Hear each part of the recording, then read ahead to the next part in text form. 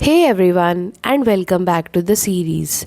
Last time, we navigated the paradox of pleasure, realizing that chasing endless cookies doesn't equal true hedonism. Today, we are talking about a philosophy that is less about what you do and more about what you notice. And I want to confess one of my worst habits: toilet scrolling. Think about it. We grab our phones seeking a dopamine hit or just avoiding a moment of quiet. We turn a few minutes of necessary downtime into another act of mindless consumption. We do it every single day, completely on autopilot. This habit, along with 1,000 others, is the physical manifestation of what Socrates called the unexamined life. His most famous declaration was, "The unexamined life is not worth living." But what does that actually mean today? Does stopping my scrolling on the toilet really makes my life worth living? Yes, it absolutely does. It's about recovering the tiny, quiet moments where self awareness, the foundation of all philosophy, can begin. Let's dive into how Socrates can fix your phone habit. When Socrates spoke of the unexamined life, he wasn't talking about being uneducated. He was talking about autopilot. It's the state where we live according to habits, social conventions, inherited beliefs, and immediate desires without ever stopping to ask the crucial questions. Why am I doing this? What do I truly believe? Is this action serving my values? Who am I becoming? We are so busy doing life that we forget to think about life. We go to work, we buy things, we scroll, we consume, and we avoid the silence.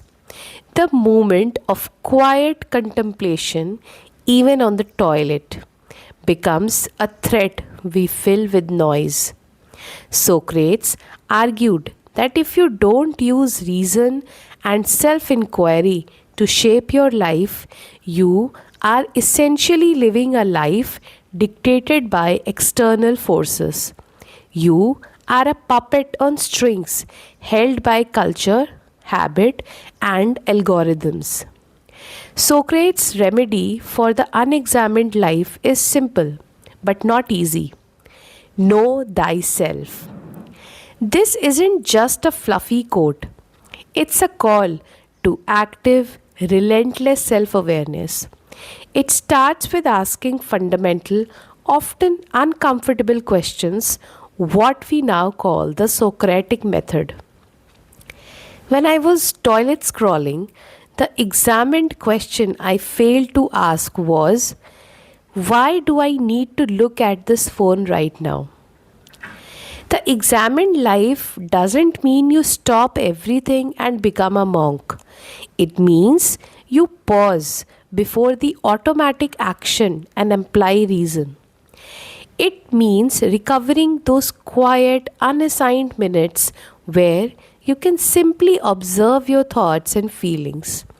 This daily process of self inquiry, checking the beliefs, motives, and assumptions behind your actions, is how you start taking the steering wheel back from autopilot. The modern world is structured to keep you unexamined.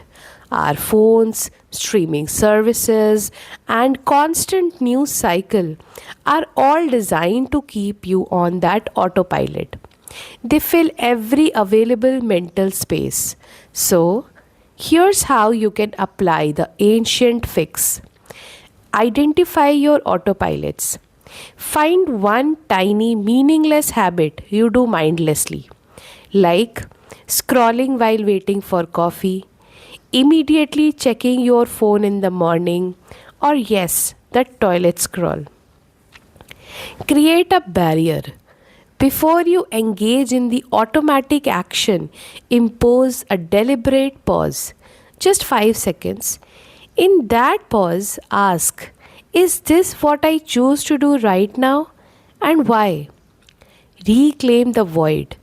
If the answer is no, then reclaim that minute. Do nothing, just sit. Feel the silence. Let your thoughts surface.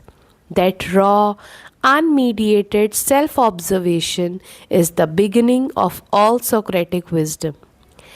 By recovering these tiny, unexamined moments, we begin to align our daily actions with our highest, most reasoned values.